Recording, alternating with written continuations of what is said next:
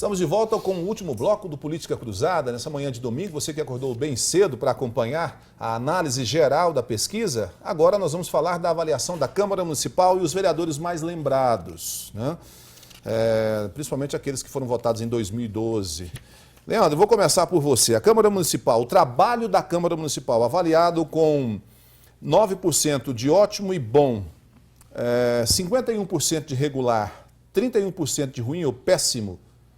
Dá para se dizer que a Câmara Municipal corresponde ao gasto todo que ela tem, ao número de projetos que ela vota? A população entende que ela participa do governo, aprovando os atos do Executivo? Aí você entrou num ponto fundamental, Rick. A população, o eleitorado não entende, a sua grande maioria, para que serve um vereador, qual é a função de um legislativo. E aí quando eu falo legislativo não é só vereador, é também a Câmara Estadual, a Federal, aliás, e a Assembleia Estadual. Então, esse regular 51%, a gente chama, é a resposta socialmente aceitável. O eleitor, na verdade, não sabe nem para que serve, qual é a função de um vereador. Então ele fala, está regular, ele não quer assumir o lado nem de bom, nem de ruim. Então é em cima do muro, porque muitas vezes ele não sabe qual é realmente a função daquele órgão. O que é péssimo. Aí a gente já entra numa discussão que é sobre a educação política, que é preciso, nós estamos falando do momento que o país está vivendo, de grau de interesse subindo, apesar de falar negativamente da política, mas o grau de interesse na política é cada vez maior, mas é fundamental, e aí a avaliação da Câmara, hoje, o trabalho de uma Câmara, como instituição, deveria ser para mostrar qual é a real função da Câmara, dos vereadores, para a população, para o eleitorado, porque isso facilitaria, inclusive o vereador, a não chegar na sua base, não chegar na rua e ser solicitado a ele de tampar um buraco, de executar a obra, que não é função do vereador, é função do prefeito. É um clientelismo, né, total. César, ainda você pode responder essa questão aqui, mas eu quero temperar a pergunta para você, dizendo o seguinte, olha, dos nomes, foi questionado o eleitor assim, você se lembra em quem você votou lá em 2012? Você consegue citar um nome? Citaram 13% a vereadora Michele Bretas, 8% o Marquinho do Megabox, 7% Jerônima e Doca, juntos, o Ismar Prado por 6%, o Adriano, o Zago, a Gláucia da Saúde e o Wilson Pinheiro com 5% de lembranças. Bom, primeiro, eu vou começar por essa. Eu acho que os vereadores citados mostram que eles apareceram mais e conseguiram...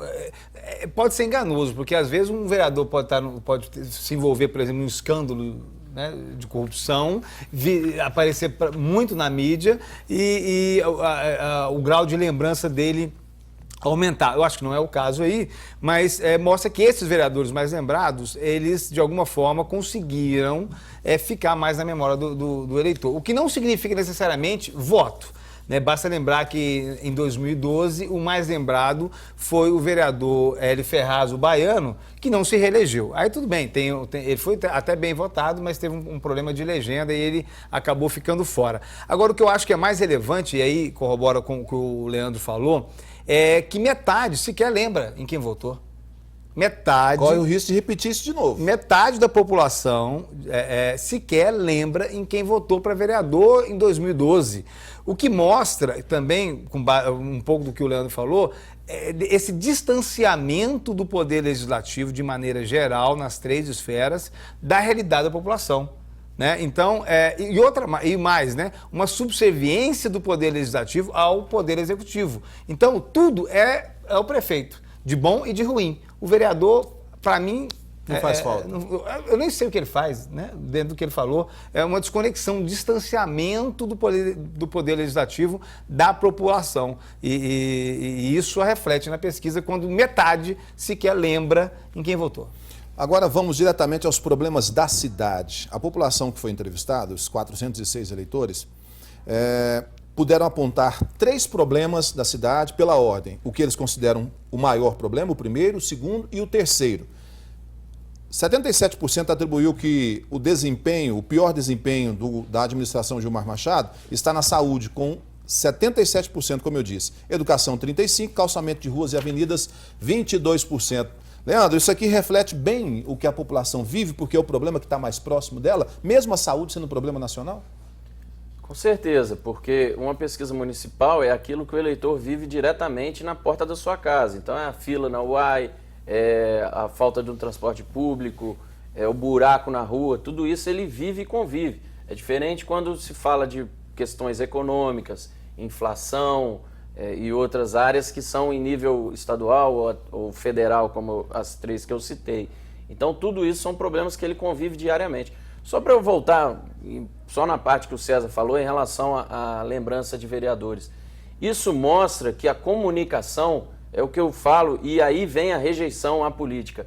Muitos, especialmente vereador, vão até o eleitor em época de eleição somente. E aí a cada 4 anos ele bate na porta do eleitor para pedir seu voto. E aí que entra a rejeição, porque ele nunca mais voltou lá enquanto estava no mandato. Então esses que são mais lembrados, provavelmente é porque tem comunicado. E aí comunicado, quando eu falo comunicação, não é só falar ou transformar em material, mas também se fazem presente. Participam da comunidade. E é por isso que eles são lembrados. Infelizmente, a maioria deles não vê isso como uma obrigação, né? Enxergam, por exemplo, a comunicação como um gasto. E não é, porque o investimento, não é porque a comunicação foi feita somente no período eleitoral, ele conseguiu, se elegeu, que ele vai esquecer o eleitor e aí daí a 4 anos que ele vai voltar lá. E a rejeição vem daí, a política.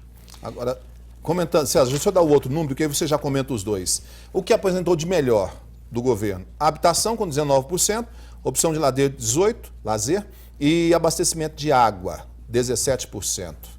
Esses números não são tão altos quanto são os outros, né? Mas normalmente o eleitor ele ressalta o que o incomoda. O ser humano é assim, né? Não é o eleitor. É só o eleitor.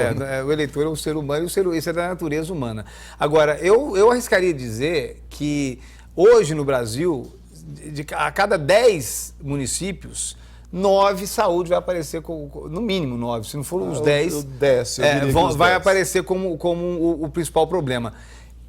Inclusive, a pesquisa Ibope da TV Paranaíba de 2012, avaliando o governo Adelmo, a saúde aparecia também em primeiro lugar com 73%. É verdade. Agora 77%, ou seja, na margem de erro, a mesma coisa, a insatisfação ou saúde como principal problema já aparecia e continuou aparecendo também no governo atual. Então, agora, fora isso, quando você aparece buraco com ênfase, aí eu diria que é uma coisa mais circunstancial. Agora. A pesquisa foi feita no momento em que esse assunto era bastante importante. Então, não tem dúvida que a questão da saúde é, sim, o calcanhar de Aquiles de qualquer governante que foi eleito esse ano para começar a administrar o ano que vem. As pesquisas que a gente nossa empresa costuma fazer em vários municípios, como a gente já tem feito em relação à próxima eleição, mostram que os 3 maiores problemas hoje, na grande maioria, são saúde, segurança e emprego. Emprego por conta da crise econômica está surgindo como um grande problema, e não era lá em 2012, e agora está surgindo ainda mais em cidades menores. Agora, esse dado do que é avaliado positivamente volta naquilo que a gente falou lá atrás, da marca de governo. Você tem um governo, uma gestão sem marca, você vê que a habitação é o que é melhor avaliado. E o que o governo trabalhou na sua comunicação, na sua narrativa, na sua marca, em relação à habitação?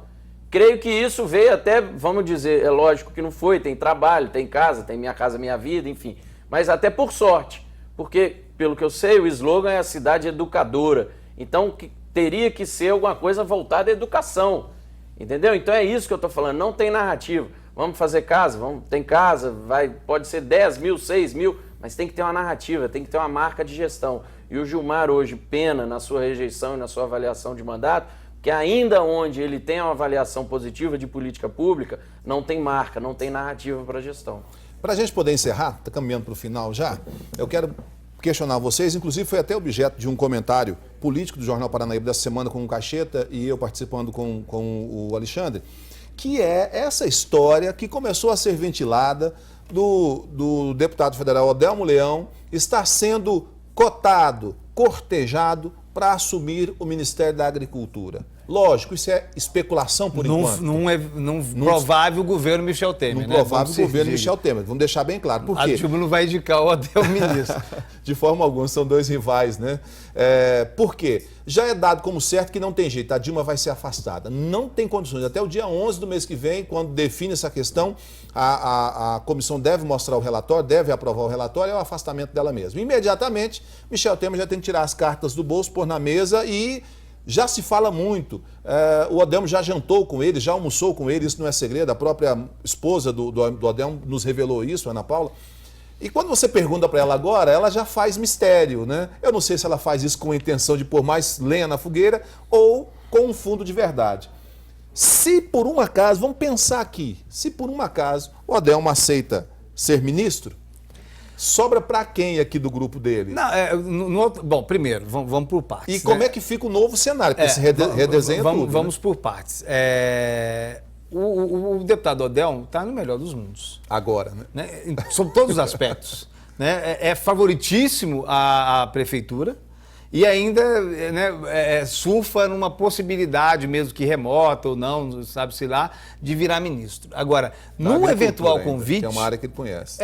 Sim, seria o natural, já foi secretário de Agricultura do Estado de Minas. Com recorde de produção de grãos em Minas. Então, assim, se acontecer, é muito confortável para a oposição hoje em Uberlândia, porque se o Odel quiser aceitar um eventual convite para o Ministério, o que seria realmente muito tentador, né, porque você virar ministro, mesmo que seja por um mandato tampão até 2018, é bastante tentador. A gente viu nas simulações de segundo turno que, pelo que a gente viu, não precisa de um candidato com nível de conhecimento muito alto para ser competitivo no eventual segundo turno frente ao prefeito Gilmar Machado. Claro que não vai começar, não vai largar com 69% de intenção de voto, né? Mas tem outros nomes, sempre tem. Paulo né? Sérgio, Tiago... Eu diria que os deputados... Em primeiro lugar, Felipe Etier e Luiz Humberto, né? E aí aparecem outras possibilidades, né? Você citou duas e tem outras. Eu diria que pela hierarquia da política, os deputados teriam prioridade e o próprio deputado estadual Felipe Etier já disse outras vezes que ele se colocaria como candidato a prefeito caso o Odelmo não fosse, e se o Odelmo for candidato a prefeito e for eleito, ele já é pré-candidato a deputado federal. Tá certo. Então, nome é o que não faltaria nesse caso. Você concorda com isso, Leandro? Primeiro, você também ventila essa possibilidade que estão tratando? Olha, a gente sabe que a assessoria do deputado Adelmo é muito boa para lançar balão de saia e colocar ele sempre em destaque, né? Então eu não acredito que isso possa ser real dentro da expectativa, não pela sua capacidade, mas dentro da expectativa de uma eleição. Nós estamos falando daqui a 6 meses, ele caso assumisse, não poderia mais ser candidato, né? E dentro da expectativa de poder, que é muito grande, dado esses números todos que o telespectador viu aí.